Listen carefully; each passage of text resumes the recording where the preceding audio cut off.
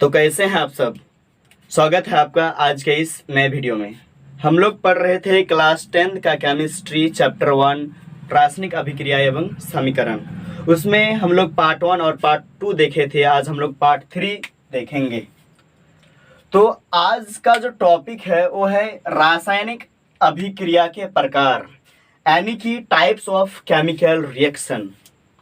पिछले अध्याय में हम लोग पिछले पार्ट में देखे थे कि उत्पाद क्या होते हैं, अभिकारक क्या होते हैं, रासायनिक समीकरण क्या होते हैं, संतुलित रासायनिक समीकरण क्या होते हैं, और हम लोग देखे थे कि रासायनिक समीकरण को संतुलित करना क्यों जरूरी है। उसके बाद हम लोग देखेंगे जो असंतुलित रासायनिक समीकरण है उसको क्या कहा जाता है, यानी को कंकली रासायनिक समीकरण कहा जाता है। तो इतने टॉपिक जो है हम लोग पार्ट 2 में देखे थे। आज हम लोग पार्ट 3 इस अध्याय का है। आप लोग को पहले बताए थे कि चैप्टर जो है बहुत ही लॉन्ग है, एक वीडियो में कवर करना पॉसिबल नहीं है, इसलिए हम लोग आपको पार्ट वाइज प्रोवाइड करा रहे हैं। तो चलिए देरी नहीं करते हुए आज का जो टॉपिक है वो शुरू करते हैं।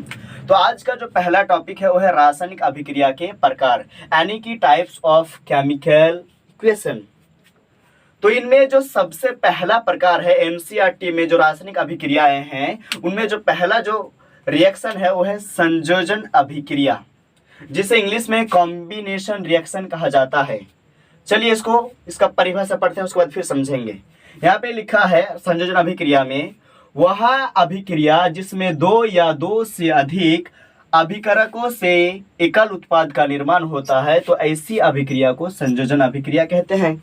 नहीं समझ में आया? चलिए, वह अभिक्रिया यानी कि वैसा रिएक्शन जिसमें क्या होगा, दो या दो से अधिक अभिकारक यानी कि रिएक्टेंट मिलकर एकल उत्पाद यानी कि एक ही प्रोडक्ट का निर्माण करेगा, तो उसे ही हम क्या कहेंगे, संयोजन अभिक्रिया कहेंगे। नहीं समझ में आया? और एक भाषा में समझते हैं, मतलब वैसा अभिक्रिया जिसमें दो पदार्थ क्या होगा, जिसमें दो पदार्थ मिलकर एक ही पदार्थ का निर्माण करता है, तो ऐसी अभिक्रिया को हम क्या कहेंगे, संयोजन अभिक्रिया कहेंगे।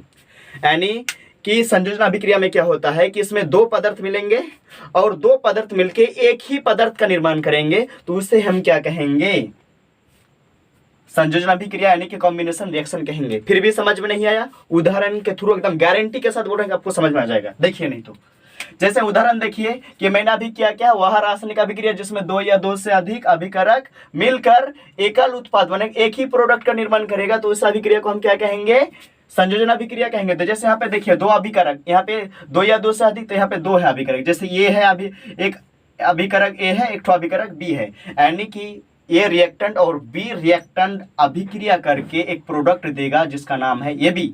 तो यहाँ पे देखिए परिभाषा के अनुसार दो या दो से अधिक अभिकारक, ए और बी अभिकारक है, ये दो पदार्थ हो गया, और यहाँ पे प्रोडक्ट देखिए एकल उत्पाद मतलब एक ही प्रोडक्ट यानी एक ही पदार्थ का निर्माण करेगा जो कि है ए बी। तो परिभाषा से ही हमें समझ में आ रहा है, उदाहरण से ही, कि अगर दो पदार्थ मिलकर अगर एक पदार्थ का निर्माण करता है तो बस उसे ही हम क्या कहेंगे, संयोजन अभिक्रिया कहेंगे।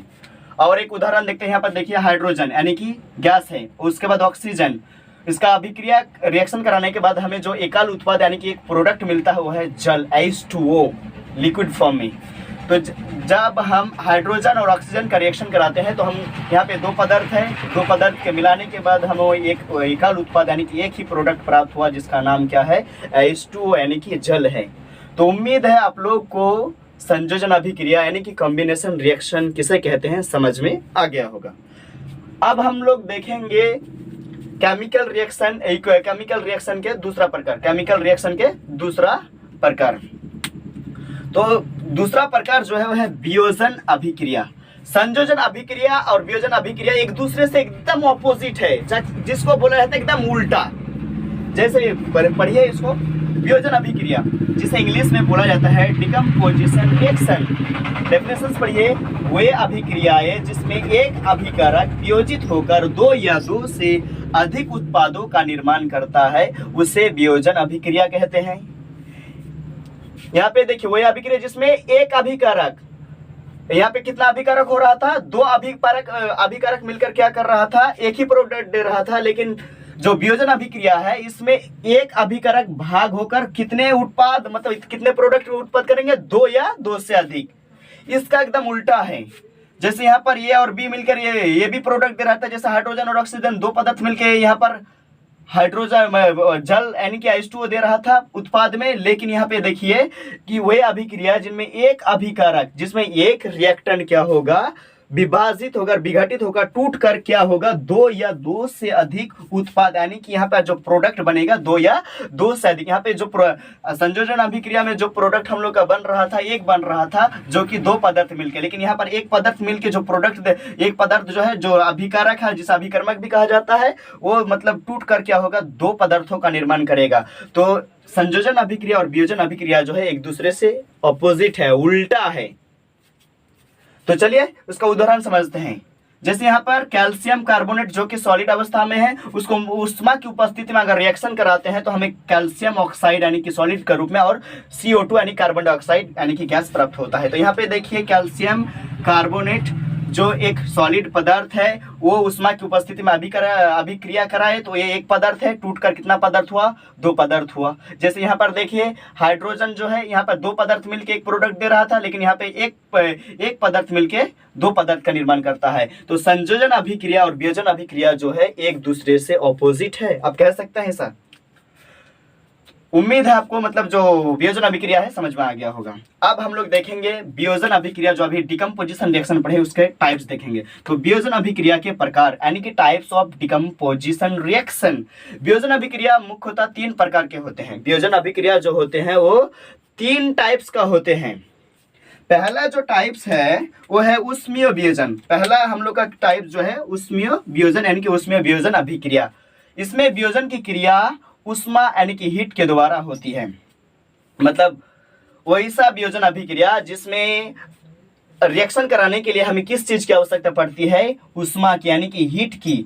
जिस मतलब वैसा वियोजन अभिक्रिया जिसमें हमें अभिक्रिया कराने के लिए किसकी आवश्यकता पड़ती है, हीट की, तो उसे हम क्या कहेंगे, ऊष्मीय वियोजन कहेंगे। उदाहरण देखिए, जैसे यहाँ पर क्या है CO2 यानी कार्बन डाइऑक्साइड को उष्मा के साथ हम लोग रिएक्शन कराएंगे तो हमें दो पदार्थ मिलेंगे, जिससे कार्बन और ऑक्सीजन। तो अगर अभिक्रिया जो है, अगर अभिक्रिया के लिए यहाँ पे वियोजन अभिक्रिया कराने के लिए, वियोजन मतलब हम लोग आपको बता दिया कि इसमें क्या होगा, एक अभिकारक मिलकर दो प्रोडक्ट हम लोग को देगा। तो यहाँ पे CO2 एक रिएक्टेंट है, लेकिन यहाँ का प्रोडक्ट जो है दो है।